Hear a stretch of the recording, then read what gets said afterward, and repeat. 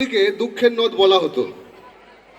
সেই দামোদর নদীর তীরে এক গ্রামের এক সাঁওতাল পরিবারের এক দুঃখের কাহিনী নিয়ে কবিতাটা।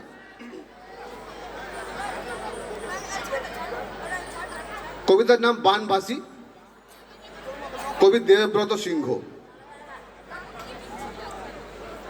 আমি বানভাসী লোক বঠি গো,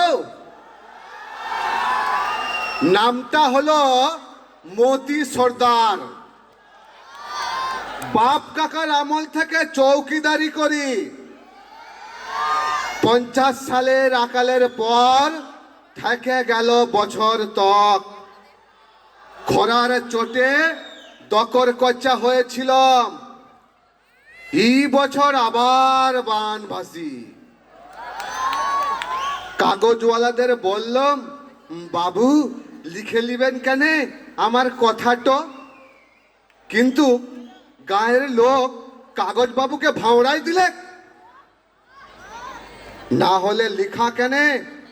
কাগজওয়ালারা ফটক তোলা কল তক তাক করেছিল। লোকে বললে, ওয়ার কথা নিয়ে আপনার কিছু হবে নাই, ও বুড়া পাগল বটে। পাগলে কি না বলে। ই বাস, আমি পাগল হলাম কিসে? কই আমি তো পাগল নয়, ভালো করে ভালে দেখুন।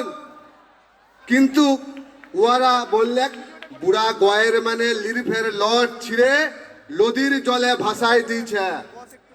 জোর হাত করে বলি, আইকা ওদের কথা ধরবেন নাই। হ্যাঁ দেখুন, আমি মতি সর্দার ঠিকই আছি।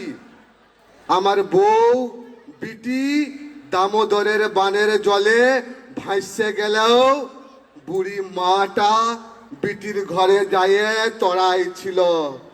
কিন্তু শেষ তক সেও গেছে। বাবুরা বললে, করেলা।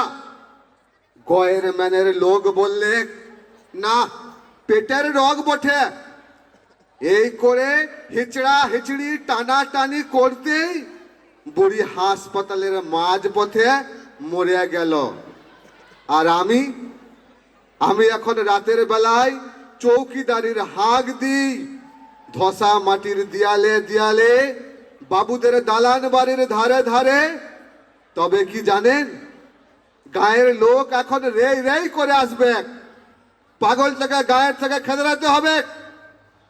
কিন্তু যখন সেদিন রানীগঞ্জের বাজারে গেছিলাম, আর সন্ধেবেলায় হুস করে দামোদরের জল সীমায় গেলে, কই তখন আমার বউ বিটিটাকে সামলাইতে দিতে লাগছে। না হলে আমরা বাগদি বটি, তবু আগ ঘর বাগদি তো এইটুকু গাঁটাকে রেখেছিল। আজ এই কথাটা আমাকে কাগজওয়ালার কাছে বলতে না দিয়ে পাগল সাজাইছ। কিন্তু আমি পাগল নই। শুনেন আপনারা, শুনেন বাবুরা, আমি পাগল নই। আমি মতি সর্দার চৌকিদারের কাজ করবে চিরকাল। চোরকে হাঁকড়াই আমার কম্ম। তখন না হলে সিধেল চোরকে হাঁকাইতাম। আর এখন ওই যে চোরটা হিড় ধারে ক্ষেতের পাশে লক লক করে বইছে, যে আমার বউ বিটিটাকে নিয়ে গেল চুরি করে। এখন আমি সেই চোরটাকে নিয়ে রোজ দিন রাতের বেলায় সবাইকে হাঁকড়াই সামলাই দিব। বলুন, ইহাতে আমি পাগল হলাম কিসে? তোমরা আমার বউ বিটিটাকে সামলাইতে লাগছো বলে আমি মতি সর্দার কেন পারবো নাই? আমি তো চৌকিদার বঠি, তাই সবাইকে রাতের বেলায় সামলাই দিব। এই দামোদর সীমাইছে, পালাই যাও। দামোদর সীমাইছে, পালাই যাও। নমস্কার।